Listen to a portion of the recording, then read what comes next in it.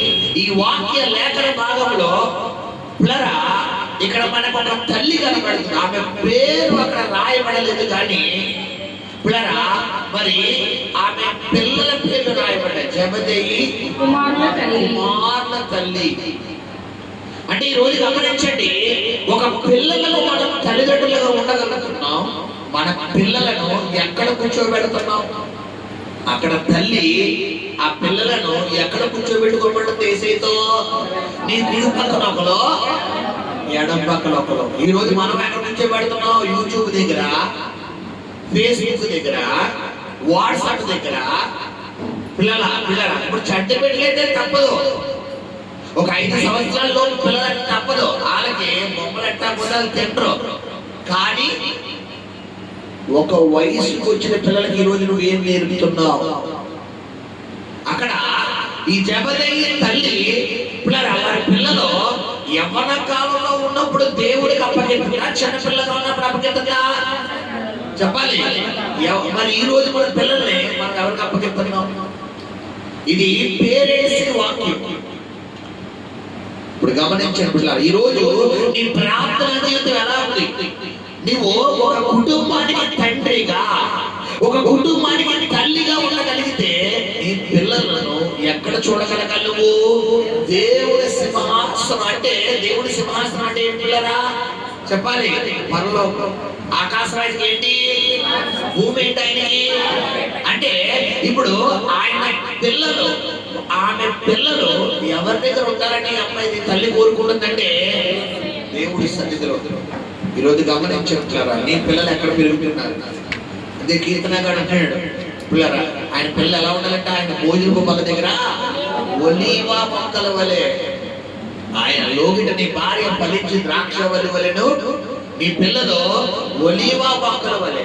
ఈ రోజు మన పిల్లల్ని మనం భక్తి నేర్పుతున్నావా? లోక సంబంధమైన విషయాలు నేర్పుతున్నావా?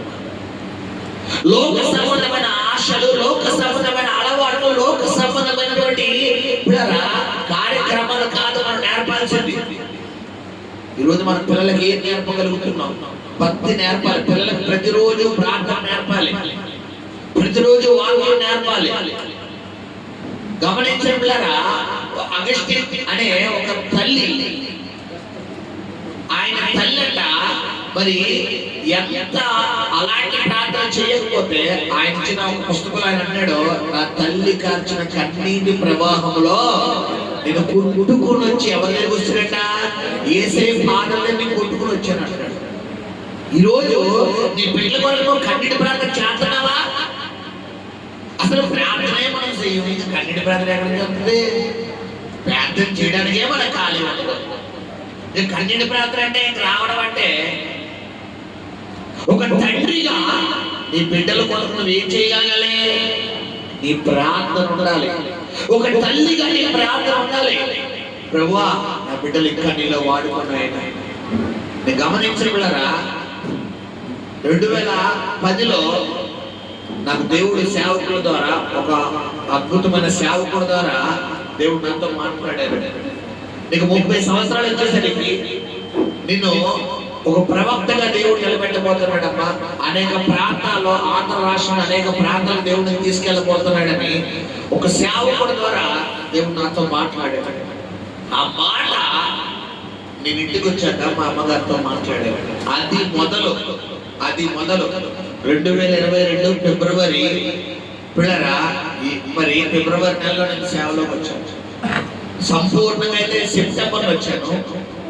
అది మొదలు. అంటే 2010లో ఆ ప్రవచనం విడుదలైన మొదలు 2022 వరకు నా తల్లి ప్రార్థన నా ఎడలో ఎంతగా అంటే పిల్లరా, ప్రభువా నీ కుమారుని 30 సంవత్సరాలు వచ్చేసరికి నువ్వు సేవకుడిగా చేస్తారన్నావు ప్రభా, అన్య జనులకు నువ్వు ప్రవక్తగా చేస్తారన్నావు ప్రభా, నా కొడుకును వాడుకోని ఆయన, నా కొడుకును ఇదే నా తల్లి ప్రార్థన. ఈ రోజు నేను ఎలా నిలబడ్డానంటే మొదటిగా దేవుని కృప, రెండోది నా తల్లి ప్రార్థన. నేను పులిపేట మీద నిలబడుతున్నాను. నేను ధైర్యంగా చెప్పగలుగుతున్నాను. అంటే గమనించండి, నీ పిల్లల వరకు నువ్వు ప్రార్థన చేస్తున్నావా లేదా? భారం ఉందా నీకు? ఇక్కడ యాకోబు జెబెదయి తల్లి ఏమంటుంది? యేసయ్యతో పిల్లరా మరి మాట్లాడే సమయం దొరికింది. ప్రభా నాకు ఒక ఇల్లు కావాలి ఆయన, సహాయం చేయి ప్రభా, నాకు 7 వారాలు నగలేసుకోవాలి ప్రభా, ప్రభా నాకు వడ్డానం కావాలి, ఏం కాలే నాకు వడ్డానం ప్రభా, నాకు ఉంగరం కావాలి ప్రభా, ప్రభా నాకు పట్టు చీర కావాలి ప్రభా. ఇదేనా అడుగుతుంది? చెప్పండి అమ్మా, ఏమడుగుతుంది?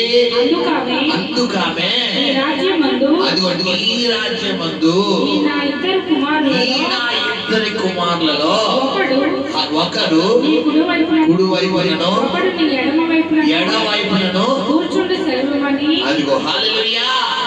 ఒక విధంగా చెప్పాలంటే ఇది స్వార్థపూరితమైన ప్రేమే, కానీ ఈ ప్రార్థనలో ఏముంది పిల్లరా? ఏముంది? నాణ్యత ఉంది. ఇది స్వార్థమే. కుడి పక్కన ఒకలే ఏదో ఒక పక్క కూర్చోబెట్టుకోమంటే ఒక అర్థం ఉంది.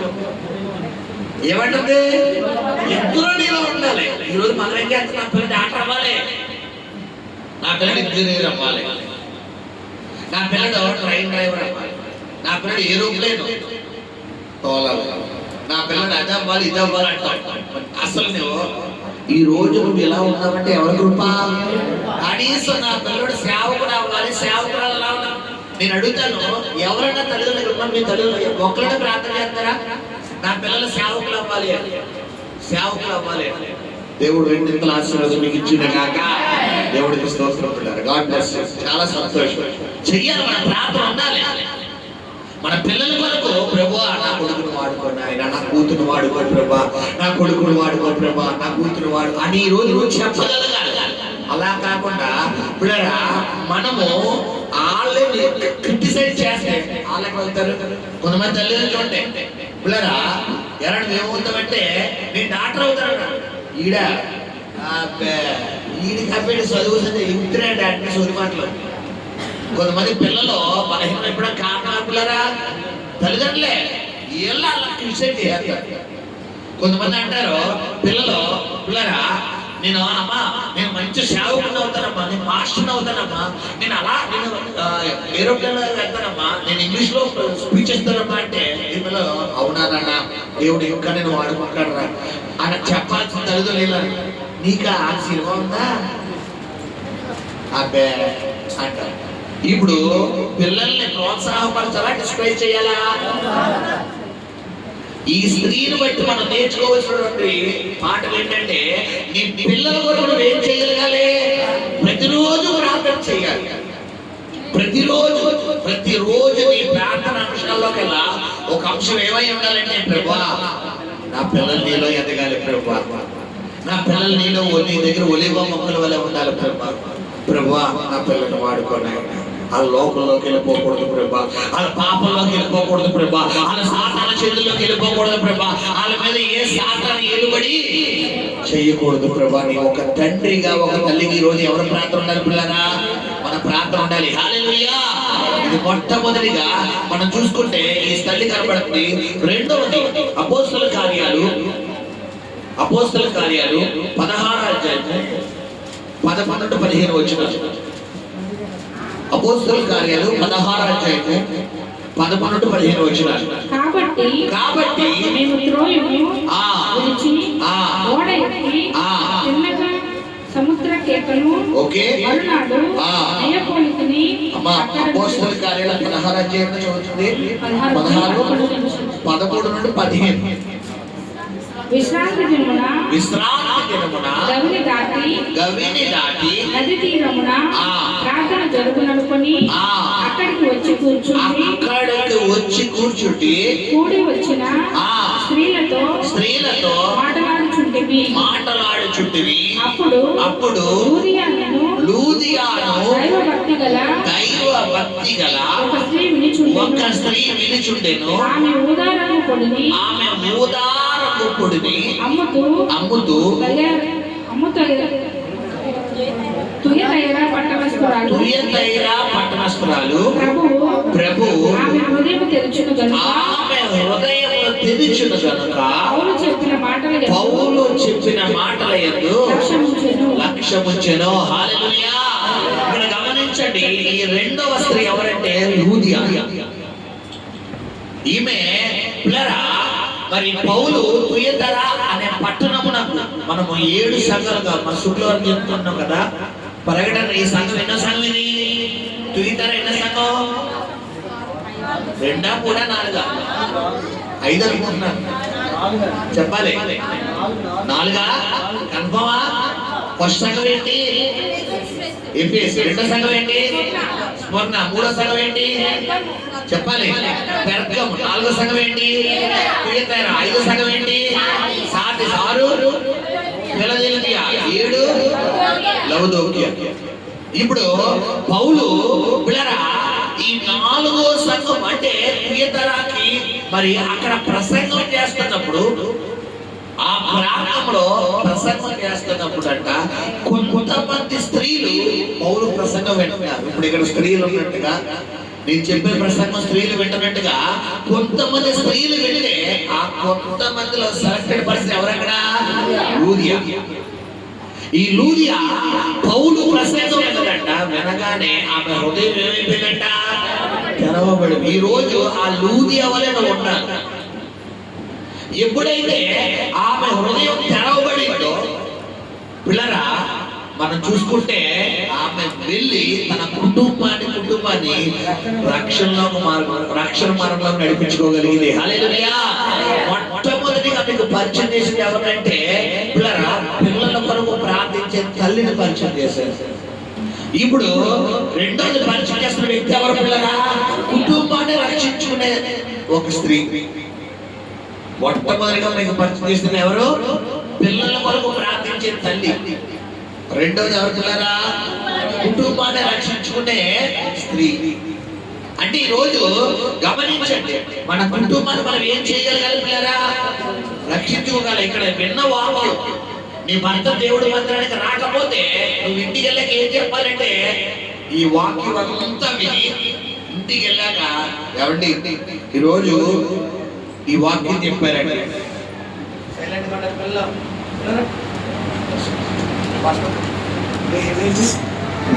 ఇక్కడ గమనించండి, ఇక్కడ మనం చదువుకున్నటువంటి ఈ లూదియా ఇవేం చేస్తుందంటే పిల్లరా దేవుడు బోధన వింటండి, సేవకుడు బోధన వింటండి. విని ఏం చేస్తుంది పిల్లరా? చెప్పాలి. విని కుడి చెవితో విని ఎడం చెవితో వదిలేదు. ఇంటికి వెళ్తానండి. ఇంటికి వెళ్ళి ఏం చేస్తుంది? ఏమండి ఈరోజు నేను నా వ్యాపారం ఏంటక్కడ ఊదారంగు పొడి అంటే ఏంటి పిల్లరా? కుంకుమ పొడి. ఊదారంగు పొడి అన్న మాటకు అర్థం ఏంటంటే కుంకుమ పువ్వు. అంటే ఆవిడ కుంకుమ పొడి వ్యాపారం. ఆ పట్టణంలో కుంకుమ పువ్వు అమ్ముకుంటుంటే అయ్యా నేను ఈరోజు వ్యాపారం చేసుకుంటుంటే ఒక పాస్టర్ గారు వచ్చారు, ఒక సేవకుడు వచ్చాడు. ఆయన మాటలు వినే కొద్ది నాకు ఇంకా వినాలనిపించింది అయ్యా. ఎందుకో ఆయన ఒక వ్యక్తి కోసం చెప్పాడయ్యా. ఆయన పేరు యేసయ్య అంట. ఆయన రక్షకుడు అంటయ్యా. ఆయన మన కొరకు ప్రాణం పెట్టాడంటయ్యా.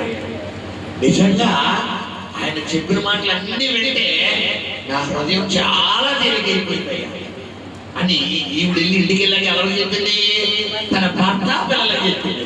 ఈవిడ మాటలన్నీ వినగానే వాళ్ళు ఎవరి దగ్గరికి వచ్చారు? పౌలు దగ్గరికి వచ్చారు. పౌలు దగ్గరికి రాగానే పౌలు ఈ కుటుంబం అందరికి ఏమి ఇచ్చాడు? బాప్తిస్మం ఇచ్చాడు.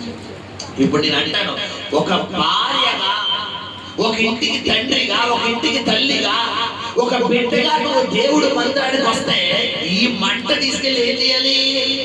ఇంట్లో మండించాలి. మా అందరగడానికే టైం పడుతుంది. మన గట్టి మామూలు గట్టి కాదు, ఈ ఫ్రిడ్జ్ లో పెట్టింది గట్టి తెలుసా?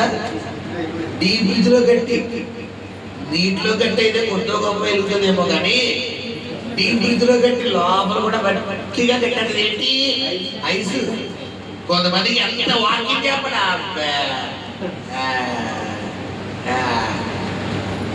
నేను అంటాను, అలా ఉన్న రోజులు ఎక్కడ ఎదుగుతారో అక్కడే. నీ భర్త మారడం, నీ భార్య మారడం, నీ పిల్లల మారడం, నీ జీవితం మారడం, నీ తలరాత అంతే. ఇంకా అలా కొనసాగించుకోను.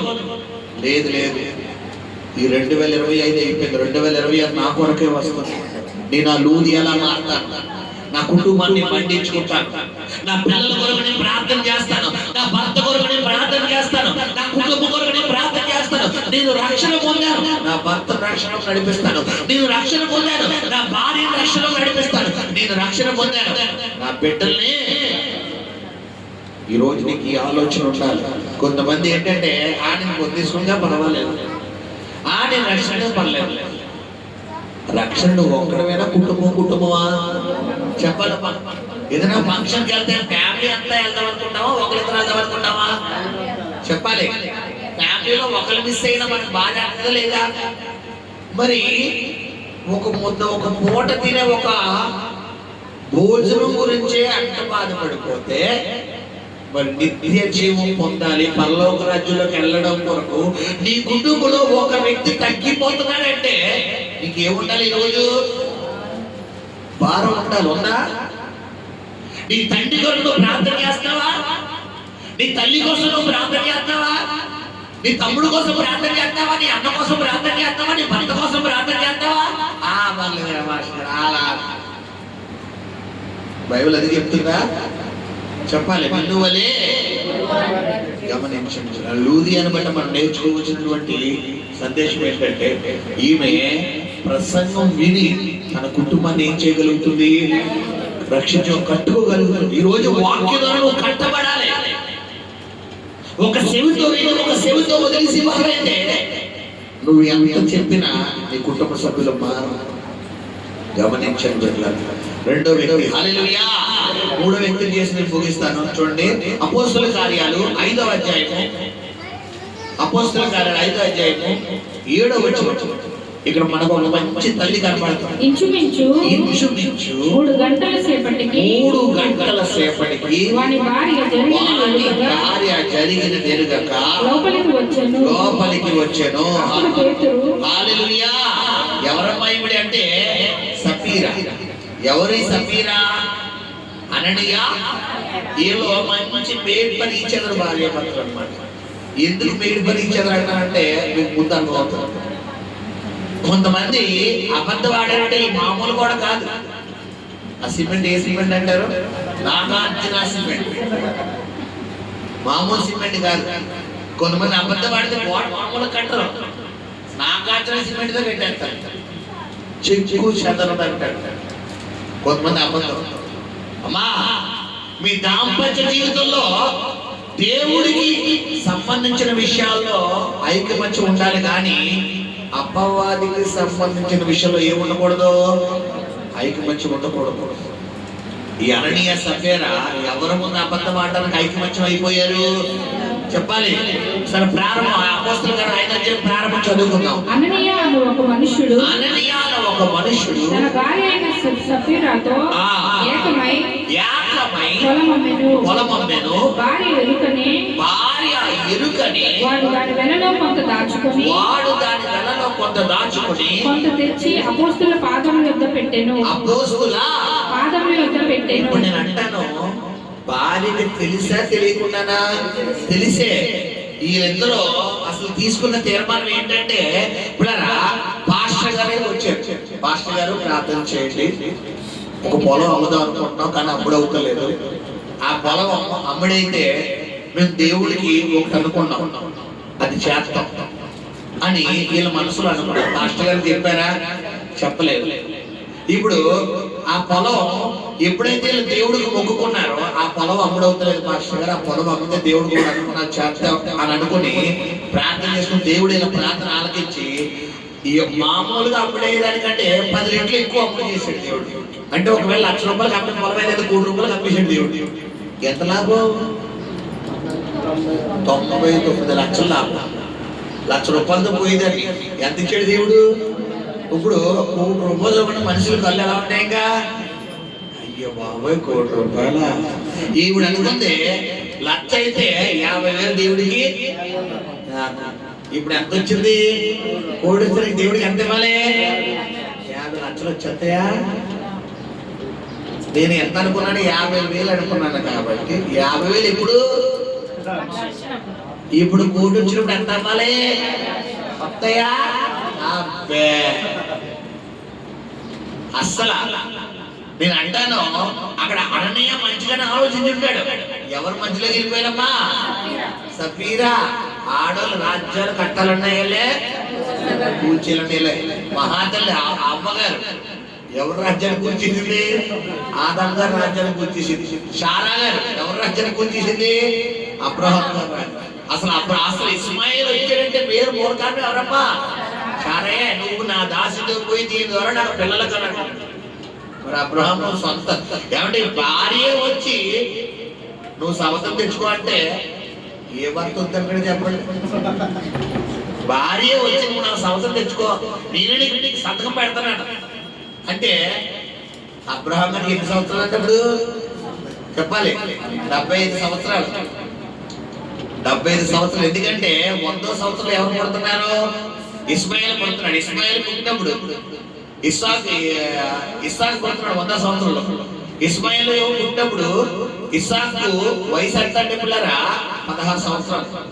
అంటే దాదాపు ఎన్ని సంవత్సరాలు తేడా అంటే పిల్లరా ఇద్దరికి మరి 15-16 సంవత్సరాలు తేడా. అంటే గమనించండి కొన్ని సందర్భాలు.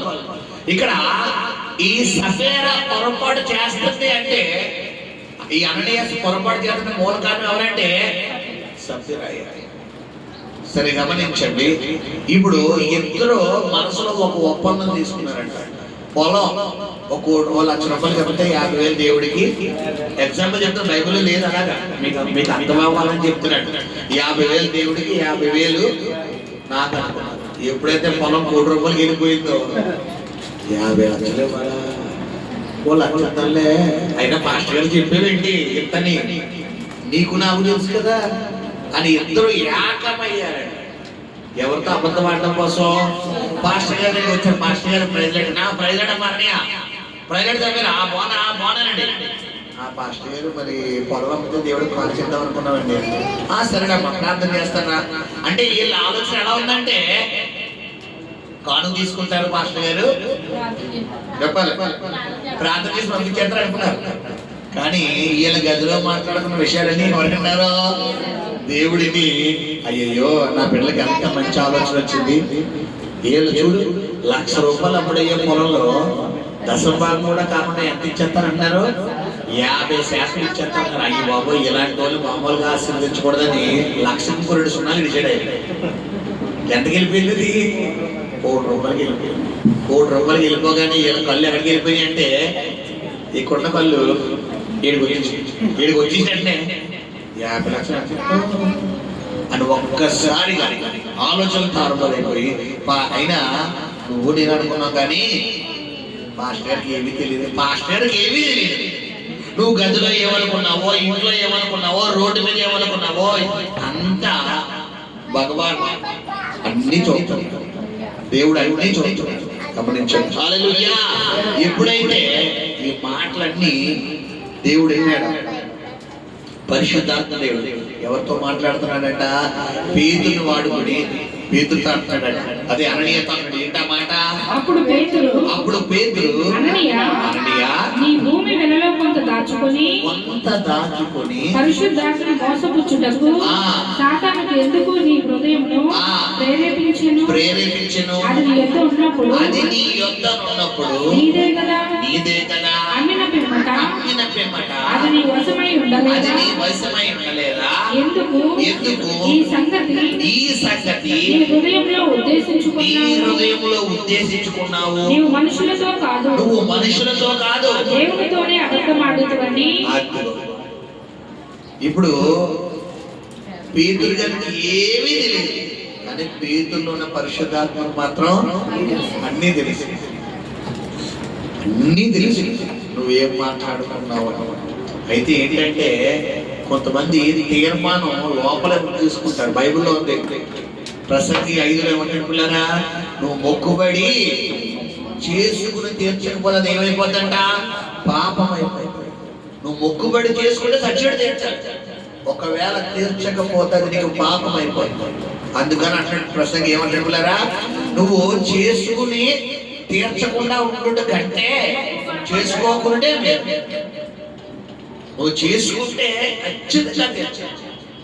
రెండోది ఏంటంటే చేసుకున్న తర్వాత కొంతమంది ఎలా అంటే ఈ పని అయితే, ఇది వస్తే, ఇది జరిగితే, ఇలా అయితే అని కొన్ని తీర్మానాలు తీసుకుంటారు.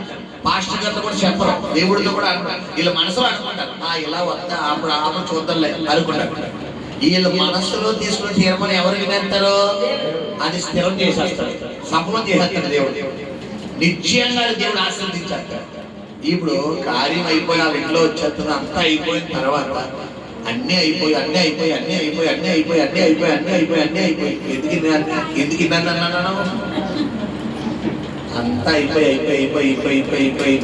అయిపోయిన తర్వాత మరి ఏమో పాస్టర్ గారు అప్పుడు ఎలా అనుకున్నాను, ఎప్పుడు చిన్నప్పుడా బస్ అవసరం ఇద్దరు అంటే అప్పటి నుంచి ఇప్పుడు దాకా అవకాశం లేదండి. ఇప్పుడు నేను ఎందుకా అనుకుంటే ఇప్పుడు నాకు ప్రేరణ వచ్చిందండి. ఇప్పుడు వచ్చిందని ప్రేరణ. నీ లోపల ఎంత ఆశీర్వాదం పోయిందని తెలియదు.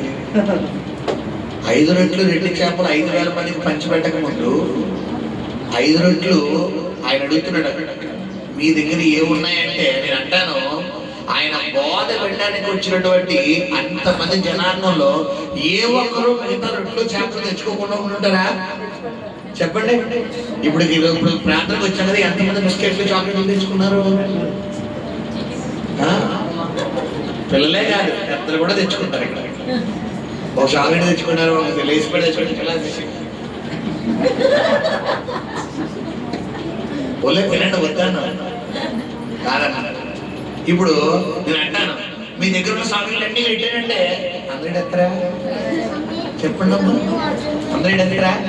ఇప్పుడు పెట్టే మనసు నీకు ఉండగలిగినప్పుడే దేవుడు నిన్ను ఆశీర్వదిస్తాడు. హల్లెలూయా.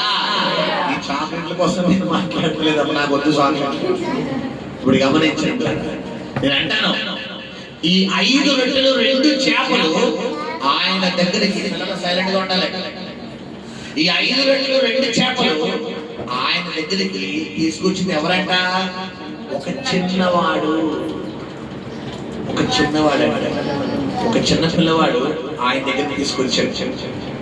ఆయన దగ్గరికి తీసుకురాగానే ఆయన వాటిని తీసుకున్నాడు. నేను అంటాను, అక్కడ మిగతా వాళ్ళు ఎవరి దగ్గర చేపలు రొట్టెలు ఉండుండవా చెప్పాలి, గ్యారెంటీ ఉండే. కానీ ఆ మనసు ఎలా ఉందంటే కఠినం చేసుకున్నారు. ఈ రోజు నువ్వు దేవుడికి ఇవ్వడానికి నీ హృదయం కఠినం చేసుకున్న రోజు నీకు ఆశీర్వాదం రాదు. సైలెంట్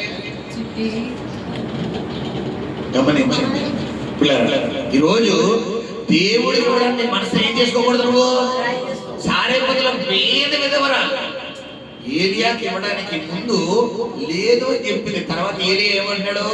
పోయి నేను నీతో చెప్పినట్లు చెయ్యాలి. రెండోసారి డైలాగ్ వేసింది కాబట్టి చెప్పాలి. రెండోసారి డైలాగ్ వేయకూడదు. దేవుడు నీకు ప్రేరణ వస్తే రెండోసారి ఆలోచన లేకుండా తీసుకొచ్చి వేసేదంతే.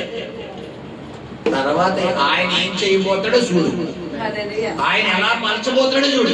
ఇప్పుడు ఆయన రంగ ప్రవేశం చేయాలంటే ముందు డోర్ తీయాల్సింది ఎవరిదే? నువ్వు డోర్ దిగు, ఆయన అక్కడ ఉంటాడు. నేను మీ ఇంటికి వచ్చి కాలు పళ్ళు కొట్టినప్పుడు మీరు ఏం చేయాలి? డోర్ తీయకుండా పాస్టర్ గారు 2 పాస్టర్ గారు వెంటనే తలుపు పలవలసి వచ్చానా? 2 పాస్టర్ అంటే ఎలా వస్తాను నేను? ఎలా కొడతాను? మీరేం చేయాలి? తలుపు తీయకుండా మాస్టర్ గారు 2 పాస్టర్ గారు ఎంతసేపు వస్తారు? 2 కొంతమంది ఏం చేస్తారంటే దేవుడు ఎంత ప్రేరేపడ నేను తలుపు తీయను కానీ యేసయ్యను ఆశీర్వదించేయాలి అంటే ఆయన అంటాడు, నువ్వు తలుపు తీసే వరకు నేను రానుగా అంటాడు. ఇప్పుడు నీకు ఆయన ఇచ్చిన ప్రేరేపణ అక్కడ ఉన్న వాళ్ళు అందరు హృదయాలు ఏం తీసుకున్నారు? కఠిన. కానీ చిన్నోడు కఠినం తీసుకోవాలి. అయ్యా ఎసయ్యా, ఇదిగో మా అమ్మేమో మరి 3 రోజులు ఉపవాసరాత్రులు కదరా, మళ్ళా ఏమన్నా ఆకలి ఎత్తే ముచ్చలిపోతారా? ఇదిగో ఈ రొట్టెలుని ఈ చేపలు తీసుకెళ్ళరా, ఏమన్నా ఆకలి ఎత్తే తినరంటే మా అమ్మ ఇచ్చింది వేసేయా. నాకు నువ్వు చెప్పిన వాక్యాలన్నీ వింటే నాకు కడుపు నిండిపోయింది. ఇదిగో నువ్వు అడిగావు కదా, ఇదిగో నీకు ఇచ్చేసాను. ఇప్పుడు చివరిగా ఎన్ని గంపలు మిగిలినాయి అక్కడ? 12 గంపలు. ఆ 12 గంపలు ఎవరికి ఇచ్చుంటాడు చెప్పండి? 12 మంది అపోస్తులు కన్నా చేతులు పైకి ఎత్తండి. చుట్టాడా? ఎవరికి ఇచ్చుంటాడు? ఇప్పుడు ఆ నెత్తి మీద పట్టుకెళ్ళడానికి ఇంకో 2 అసిస్టెంట్లు ఇచ్చుంటాడు దేవుడు. సారేపతిలో పేద విధవరాలు ఏమిచ్చింది? ఒక పూట చిన్న అప్పం. కట్టారా బాబు? ఫ్యాన్ కూడా కట్టారు అందరూ ఐస్ ముక్కలు అయిపోయి గమనించాను. సబ్జెక్ట్ అంతా దేవుడు మార్చేసాడు. సారేపతి తర్వాత ఏమి చిన్న సేవకుడికి ఒక్క చిన్న అప్పు ఆవిడ దగ్గరే లేదురా బాబు అంటే దేవుడు కూడా కొన్ని సందర్భంలో దేవుడు ఎలా ఎత్తాడంటే నాకే లేదు బట్ 5 రూపాయలు ఇవ్వండి. నాకే లేదు నాయన, నాకే సిలిగా చిన్న బంగారం లేదు, నా జేబులోనే ఒక 1000 రూపాయలు ఉన్నాయి, ఈ 1000 రూపాయలు ఇచ్చేయమంటే ఇచ్చేయి, ముందు ఇచ్చేయండి. ఇప్పుడు నాకే లేదు ప్రభా. ఇప్పుడు ఒకసారి చెప్తాడు పర్వాలేదు ఇచ్చేయండి. స్పాట్ నువ్వు ఏం చేయగలగాలి? కళ్ళు మూసి తీసేయాలి. నువ్వు ఏ చేయగలిగినప్పుడే రేపొద్దున నీకు లక్షకి కోటిని నువ్వు తెస్తాడు. ఆ కోటి వచ్చాక అప్పుడు ఇస్తానంటావా? ఆ కోటి ఎప్పుడు వస్తుంది? నువ్వు వెయ్యేసావు. నువ్వు వెయ్యి వేస్తావు కోటి వచ్చినప్పుడు. ఆయన అంటాడు కోటి వచ్చినప్పుడు అంతవా? అయితే నువ్వు వెయ్యి వేస్తానంట. ఇప్పుడు ఇద్దరు కొట్టుకుంటారు. నువ్వు వెయ్యో ఆయన కోటి, నువ్వు వెయ్యో కోటి. ఇప్పుడు కొంతమంది ప్రేరేపణలు ఇలా అట్టే పెడేసుకుంటారు. నేను అంటాను, నువ్వు అట్టే పెడేసుకుంటే నీకు 12 గంపలు రావు. నువ్వు అట్టే పెడేసుకుంటే కరువులోనూ పోషించబడవు. ఈరోజు దేవుడు నీ హృదయాన్ని తడుతున్నాడు. నీ హృదయాన్ని తట్టిందని నువ్వేం చేయాలమ్మా? ఇదిగో నేను తలుపు నద్ద నుంచి తట్టుచున్నాడు. ఎవడైనా నా స్వరము విని గమనించండి. దేవుడు అన్ని సందర్భాల్లోనే నీ దగ్గరికి రాడు. ఆయన ప్రేరేపణ వచ్చినప్పుడే నీకు ఏం చేయాలి? మీకు తెలుసా? దేవుడు మాట్లాడే ప్రారంభ స్థాయి ఏంటో తెలిసేమన్నారా? వాయిస్ కాదు, వాక్యం కాదు, దర్శనం కాదు, కళ కాదు, స్వరం కాదు. దేవుడు మాట్లాడే ప్రారంభ స్టేజ్ ఏంటనుకుంటున్నారు? ప్రేరణ. ప్రేరణిస్తాడు దేవుడు. సాధారణంగా చాలా మందికి ఈ ప్రేరేపణ వచ్చిందండి అంటే కొంతమంది ప్రేరేపణ ఏం చేసుకుంటారంటే చంపేసుకుంటారు, అని తీసుకుంటారు. అసలు ప్రేరేపణ ముందుకు వెళ్ళలేవు. నీకు ప్రేరేపణ అభివృద్ధి చేసుకుంటే నెక్స్ట్ స్టేజ్ ఏంటో తెలుసా? స్వరం వింటాం. స్వరం వింటాం. నా ప్రారంభ స్థాయి ప్రేరేపణే. నేను విశ్వాసంగా ఉన్నప్పుడు ఇప్పుడారా సేవకులు ఇలాగే, మా సేవకురాలు ఇలాగే పులిపేట మీద నిలబడి కొన్ని ప్రకటనలు చేస్తున్నప్పుడు అప్పుడు నా స్థాయి చాలా చాలా కింద స్థాయి. మన మధ్యన దీవెనకు లతకు తెలిసిన స్థాయి. ఎందుకంటే వారు పనిచేసిన ఆఫీస్ పైన మేము అద్దెకుండే వాళ్ళు. 3 నెలలు ఇంటి కట్టలేని పరిస్థితి. అడగండి, 3 నెలలు కంటిన్యూగా. చివరికి నేను ప్రభుని నమ్ముకున్న అక్క కూడా ప్రభుని నమ్ముకునేవారు కాబట్టి నాకు ఫోన్ చేసి అభిషేక్ సార్ ఇబ్బంది పడుతున్నారమ్మా, ఇంటి కట్టలేవు, కనీసం ఈ నెలలో చూడు, కనీసం ఒక 2 months అన్నా చూడు అభిషేక్, నేను సార్ని కన్విన్స్ చేస్తానండి, నాకు సపోర్ట్ చేసి. అంత కింద స్థాయి. అలాంటి స్థాయిలో ఉన్నా కూడా దేవుడి విషయంలో ఎప్పుడు వెనకడిగేయలేదు. అలా ఉన్నాను కాబట్టి ఈ రోజు దేవుడు నన్ను ఒకప్పుడు ఇంటెద్దు కూడా కట్టుకోలేని పరిస్థితుల్లో నన్ను చర్చి అద్దె కట్టుకుంటున్నాను, ఇంటెద్దు కట్టుకుంటున్నాను. చర్చి నా కుటుంబాన్నే కాకుండా నా సహోదరు కుటుంబాన్ని కూడా నేను పోషించడానికి దేవుడు నాకు కృప చూపిస్తాను. గమనించారు ఎంత గొప్ప దేవుడు. ఎప్పుడు ఇస్తాడు దేవుడికి స్థాయి? నువ్వు ఆయన ప్రేరేపణకు లోబడాలి. సేవకురాలు నిలబడి మరి పిల్లరా మా చర్చి రేట్ అక్కడ 17,000, 17 అమ్మా 16, 17,000 ఒక సేవకుడు కట్టగలరు రెంట్. అప్పుడు సేవకులు ఏం చేశారంటే నెలకొకసారి 12 నెలలకి నెలకొకసారి మీ వంతు మీరు ఎంత ఇస్తే అంత, 100 రూపాయలు ఇస్తారా, 200 ఇస్తారా, 500 ఇస్తారా, 1000 రూపాయలు ఇస్తారా, మీ వంతు మీరు ప్రేరేపణ ఇచ్చేవాళ్ళు.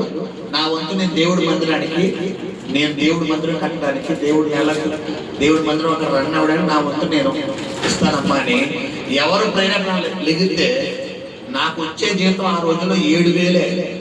కానీ నేను నిజంగా సంఖ్య చెప్తున్నాను, 500 రూపాయలు ఇవ్వడానికి నేను నిలబడ్డాను. దశమ భాగం మామూలే, అది కాకుండా 500 రూపాయలు ఇవ్వడానికి నిలబడ్డాను. అమ్మగారు అన్నారు, అభిషేక్ పర్సనల్గా నాతో అన్నారు, అభిషేక్ నీ పరిస్థితి అర్థత మాత్రం కదమ్మా. సేవకులు నాతో అన్నారు, నీ పరిస్థితి అర్థత మాత్రం కదా, నువ్వే ఇంట్లో చూసుకోవాలి కదా, ఎందుకమ్మా నువ్వు నిలబడ్డావంటే లేదు మమ్మీ గారు, దేవుడు నాకు ప్రేరేపించాడు.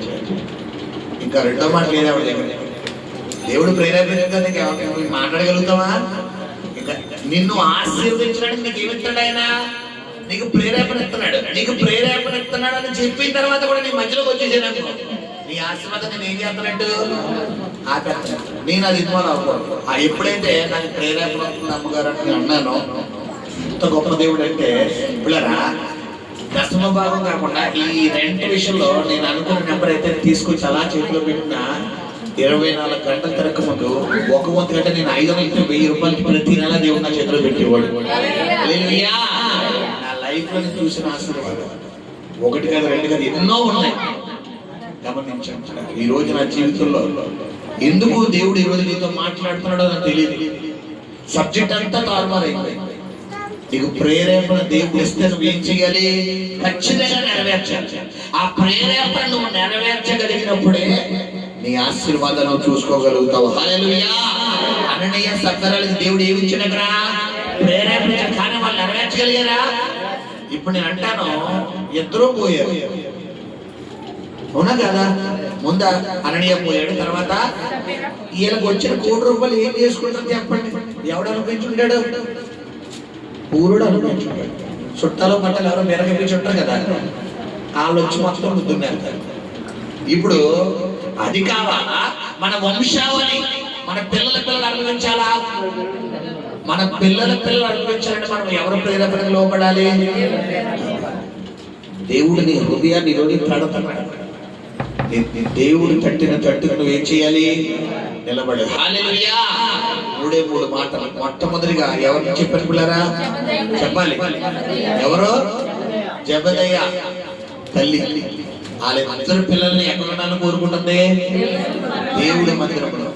రెండోది లూదియా. ఈవిడ ఏం చేస్తుంది? సేవకుడు బోధనంతా విని కుటుంబాన్ని ఎదురు నడిపిస్తుంది దేవుడు. ఈ రోజు ఒక బాధ్యత కలిగిన భార్యగా, బాధ్యత కలిగిన భర్తగా ఉంటే ఇక్కడ విన్న ప్రసంగం అంతా ఎక్కడికి అట్టుకెళ్ళాలి? ఇంటికి అట్టుకెళ్ళాలి. ఇంటికి అట్టుకెళ్ళి నీ భర్తకో, నీ భార్యకో, నీ పిల్లలకో చెప్పాలి, ఈ రోజు వాక్యం ఇదిరా, ఇది జరిగింది. మొత్తం పోసుకుంటున్నట్టు చెప్పాలి. మనం ఏం చెప్తాం? పోసుకొచ్చినట్టు చెప్పాలి. నువ్వు లేవు కదా, మీ అమ్మ ఎలా ఉంది, మీ నాన్న ఎలా అన్నాడు, మీ తమ్ముడు ఎలా అన్నాడు, మీ అక్క ఏ విషయాలు సాడింది పోసుకుంటుంటే ఏం చెప్పాలి? వాక్యం చెప్పాలి. నువ్వేం చెప్తావు? ఆ కవులు ఈ కవులు చెప్తావు. ఆ కవులు వాక్యం చెప్తే మీ మధ్యలోకి ఎవరు వస్తారు? ఈ చెప్తే ఇప్పుడు ఏది విత్తుతావో, ఇప్పుడు అవతల విషయంలో ఆ సాడీలన్నీ విత్తావు.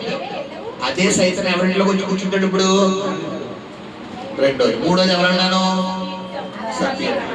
ఏం చేయగలిగింది? తన అవిధేయత వల్ల ప్రాణం కోల్పోయింది. గమనించండి, దేవుడు నీకు ఇచ్చిన ప్రేరేపణను 100% నెరవేర్చుకోవాలి. ఇది చెప్పాను కదా, ప్రేరేపణ ప్రారంభ స్థాయి. దేవుడికి ప్రారంభ స్థాయి ఇస్తున్నాడు. ఇందులో నువ్వు ప్రమోషన్ పొందితే తర్వాత దేవుడికి ఏమి వినిపించబోతున్నాడు? స్వరాన్ని వినిపించబోతున్నాడు. ఆ స్వరం వన్స్ విన్నావే అనుకో, ఇక నీ జీవితంలో రాంగ్ స్టెప్ వెళ్తావా? ఇక రాంగ్ అవుతుందా? సారేపతిలో పేద విధవరాలు పిల్లరా ఏం బట్టి కార్యం పొందుకోగలిగింది? ప్రేరేపణ. కానుకలు పెట్టిన ఒక రోజు ఏసీ కూర్చున్నప్పుడు అంట, ఒక పేద విధవరాలు ఎక్కడ కూడా అంతే. ఆయన కానుకలు పెడితే కూర్చున్నప్పుడు ఈ పేదవరాలు ఏం చేసిందంట? 2 కాసులు తీసుకొని చేసేసింది. అక్కడ 10,000 కానుక వేసిన ఏసీ మెచ్చుకోవట్లేదు. ఎందుకు ఈ 2 కాసులు వేసిన అమ్మాయి ఆ తల్లిని మెచ్చుకుంటాడు ఏసయ్యా? చెప్పాలి. ఈ రోజు నీకు దేవుడిచ్చిన ప్రేరణను నెరవేర్చగలిగినప్పుడే నీ జీవితంలో ఆశీర్వాదాలు చూడగలుగుతావు. హల్లెలూయా. ప్రేరణ నెరవేరుతాం. దేవుడి కార్యాలు పొందుకుందాం. ప్రార్థన చేసుకుందాం. పరిశుద్ధము నమ్మకము కలిగిన ప్రియ పరలోకపు తండ్రి, నీ పరిశుద్ధ పాదాలకు లెక్కలేని మహిమ గంట